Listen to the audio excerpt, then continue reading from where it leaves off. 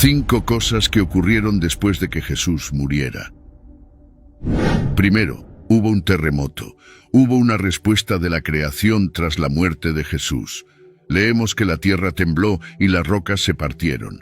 La misma naturaleza fue sacudida por la muerte del Hijo de Dios. Mateo dice primero que la tierra tembló y la roca se partió. Mateo luego registra un incidente que no se encuentra en ninguno de los otros evangelios. Las tumbas fueron abiertas y muchos cuerpos de los santos, el pueblo de Dios que había dormido en la muerte, fueron resucitados y saliendo de las tumbas después de su resurrección, entraron en la ciudad santa, Jerusalén, y se aparecieron a muchas personas. Mateo capítulo 27, versículos 52 a 53. Los terremotos pueden dañar tumbas, ya que estaban esculpidas en piedra.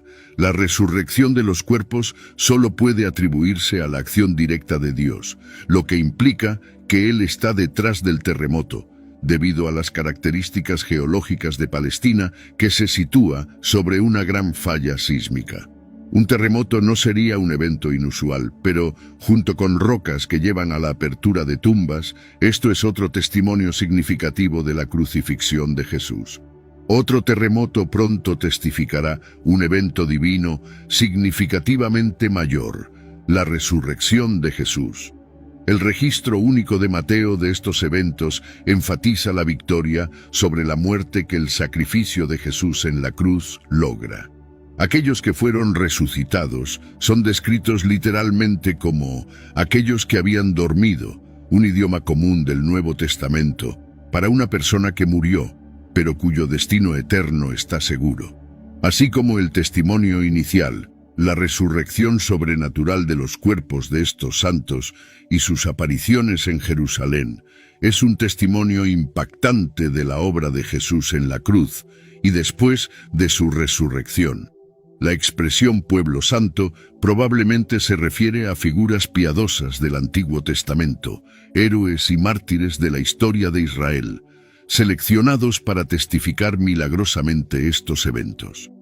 Su aparición a las personas en Jerusalén es un testigo de la eficacia del trabajo de Jesús en la cruz. Esto anticipa la enseñanza de Pablo sobre Jesús siendo las primicias de los muertos. 1 Corintios capítulo 15, versículos 20 a 23. Pero ahora, como las cosas realmente son, Cristo de hecho resucitó de los muertos y se convirtió en las primicias, es decir, el primero en ser resucitado con un cuerpo inmortal incorruptible, anticipando la resurrección de aquellos que han dormido en la muerte. Pues como por un hombre vino la muerte al mundo, también es por un hombre que viene la resurrección de los muertos. Pues así como en Adán todos mueren, así también en Cristo todos serán vivificados, pero cada uno en su propio orden. Cristo las primicias, luego aquellos que son de Cristo, serán resucitados con cuerpos inmortales, incorruptibles en su venida. La resurrección de estos santos es un preludio de la resurrección a la que todos los creyentes pueden mirar hacia adelante. A través de la muerte de Jesús, un nuevo día ha llegado, un día en que la muerte fue derrotada por la muerte. La resurrección a la vida eterna se ha hecho posible. Pero note que no fue hasta después de la resurrección de Jesús que los ocupantes de esas tumbas fueron resucitados y entraron en Jerusalén, donde se aparecieron a muchos. La Biblia no dice si estos santos resucitados murieron nuevamente o fueron al cielo con el Señor Jesús. La muerte del Hijo de Dios sacudió la misma naturaleza.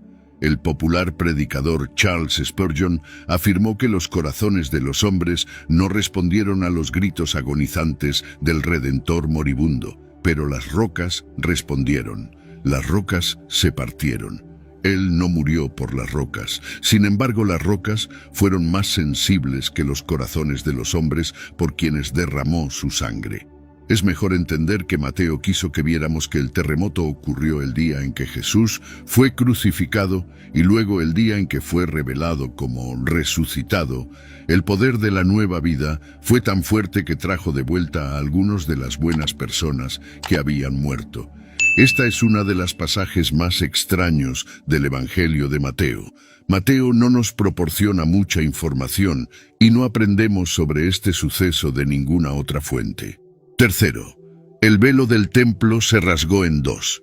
Mateo capítulo 27, versículos 50 a 51. Y Jesús gritó de nuevo con una voz fuerte y agonizante, y entregó su espíritu voluntariamente, soberanamente despidiendo y liberando su espíritu de su cuerpo en sumisión al plan de su Padre. Y de repente, el velo del Santo de los Santos del templo se rasgó en dos, de arriba abajo. La tierra tembló y las rocas se partieron. La cortina que cubría el templo fue rasgada en dos lugares. La cortina era lo único en el templo que diferenciaba el área sagrada de la parte más sagrada del templo. Era una ilustración muy clara de la separación entre Dios y el hombre. Hechos capítulo 6, versículo 7, dice que en los días de la iglesia primitiva, muchos de los sacerdotes fueron obedientes a la fe. Tal vez, ese velo rasgado les demostró la magnitud de la obra de Jesús. También es probablemente como el velo rasgado se convirtió en de conocimiento común. Hebreos capítulo 9, versículos 1 a 9, nos dice que en el templo un velo separaba el Santo de los Santos, el lugar terrenal de la presencia de Dios, del resto del templo donde los hombres habitaban. Hebreos capítulo 9, versículos 1 a 3. Ahora incluso el primer pacto tenía regulaciones para la adoración divina y el santuario terrenal. Se erigió una tienda sagrada, la otra, o la primera sección en la que estaban el candelabro y la mesa con sus ofrendas del pan sagrado de la proposición. Esto se llama el lugar santo. Detrás del segundo velo había otro tabernáculo, el interno o segunda sección conocido como el Santo de los Santos. El libro de Éxodo enseña que este velo espeso fue hecho de material azul, púrpura y escarlata y lino fino torcido. Ahora Cristo es nuestro sumo sacerdote superior, y como creyentes en su obra consumada, participamos de su sacerdocio superior. Ahora podemos entrar en el Santo de los Santos a través de él. Hebreos capítulo 10, versículos 19 a 20 dice: Tenemos confianza para entrar al lugar más santo por la sangre de Jesús, por un nuevo y vivo camino abierto para nosotros a través del velo, que es su cuerpo. Al mirar esta escena, nos damos cuenta de una imagen de la carne de Jesús siendo rasgada por nosotros, así como Él estaba rasgando el velo por nosotros. El libro de Hebreos proporciona una explicación gloriosamente detallada del profundo significado asociado con el rasgado del velo. El velo que siempre colgaba en el templo servía como un recordatorio constante de que el pecado hace a los seres humanos indignos de estar en presencia de Dios. El hecho de que la oferta por el pecado se presentara una vez al año, además de la miríada de otros sacrificios que se presentaban diariamente, era una ilustración flagrante de la realidad de que el pecado realmente no podía ser expiado o erradicado por meros sacrificios animales. Debido a lo que Jesucristo hizo en la cruz, las barreras que solían separar a Dios y a las personas fueron destruidas, y ahora podemos acercarnos a Dios con confianza y audacia. Hebreos capítulo 4, versículos 14 a 16. Así que, ya que tenemos un gran sumo sacerdote que ha atravesado los cielos, Jesús, el Hijo de Dios, mantengamos firme nuestra confesión de fe. Pues no tenemos un sumo sacerdote que no pueda compadecerse de nuestras debilidades, sino alguien que, como nosotros, ha pasado por todo tipo de tentación, sin embargo, sin pecado. Por lo tanto, acerquémonos al trono de la gracia con toda la confianza, para que podamos recibir misericordia y encontrar gracia que nos ayude en el momento de necesidad. El cuerpo de Jesús fue rasgado, y el velo también, cada uno indicando que ahora podemos acercarnos a Dios con audacia. Tenemos un sumo sacerdote que preside los tribunales celestiales para asegurar que el creyente tenga acceso total. La muerte del Hijo de Dios también estuvo acompañada por enormes temblores en el mundo natural, como si hubiera algún tipo de conexión emocional entre la creación inanimada y aquel que la hizo. Cuarto, hubo oscuridad sobre toda la tierra.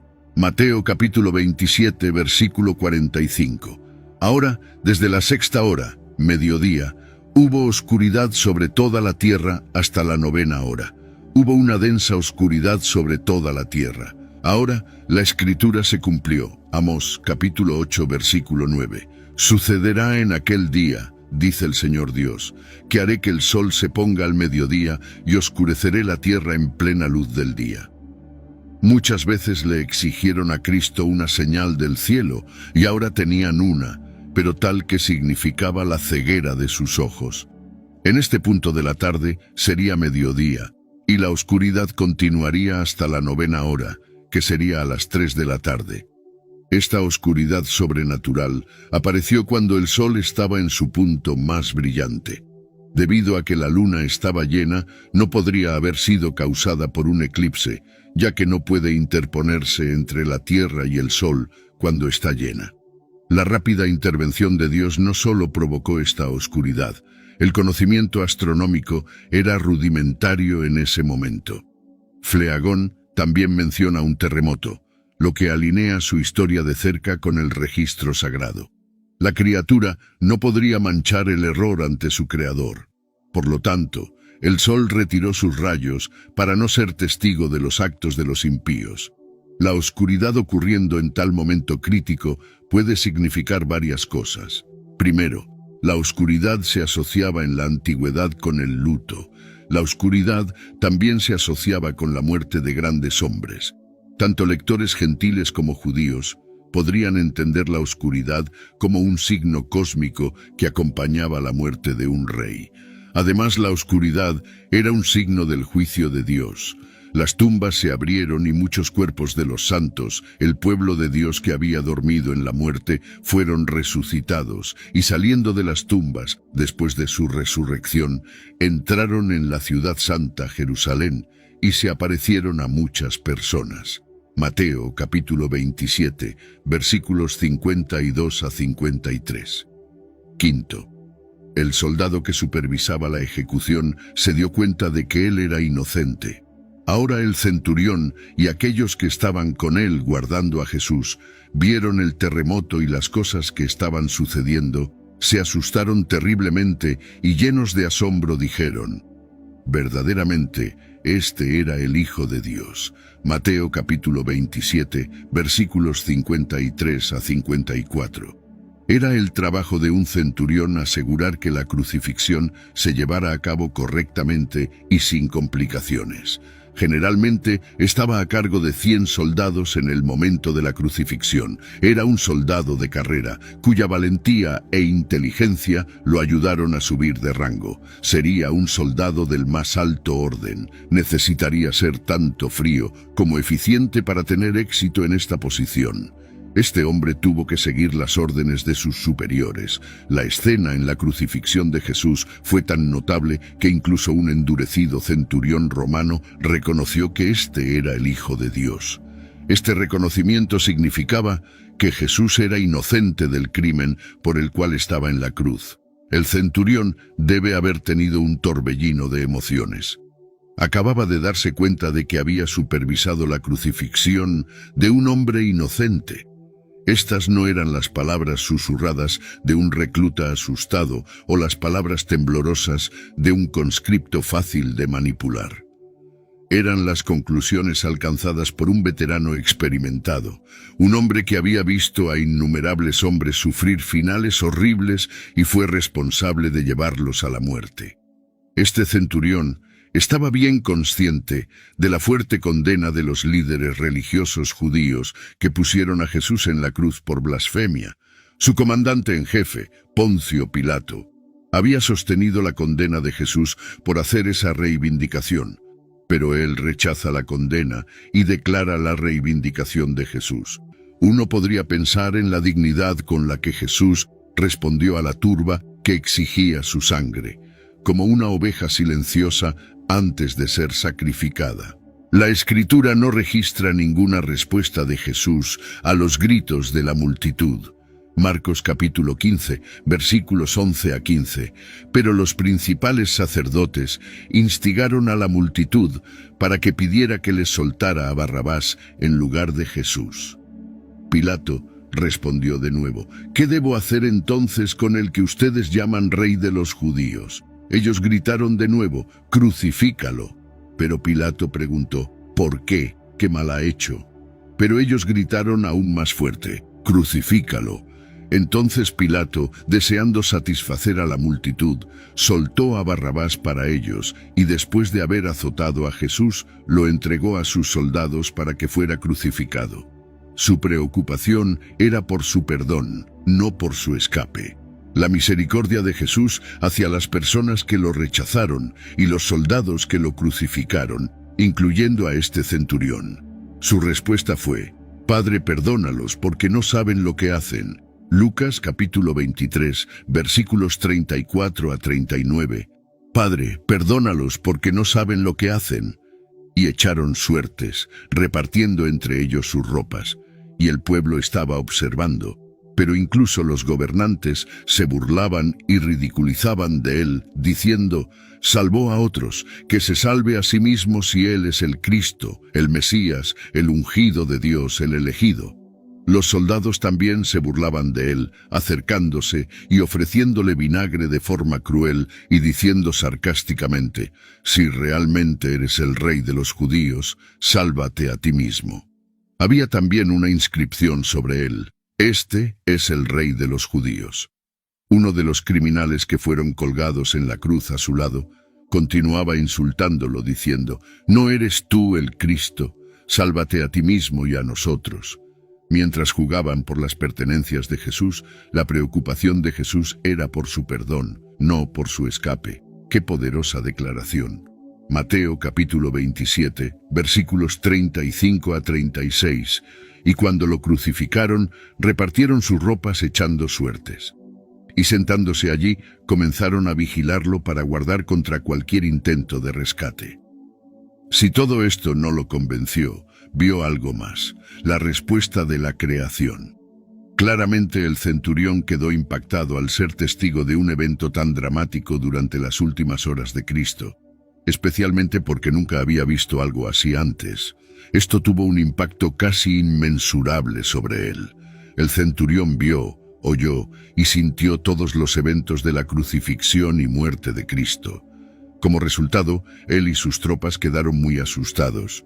Aunque el centurión y su grupo de soldados habían aprendido a manejar el miedo, ahora estaban experimentando un terror puro.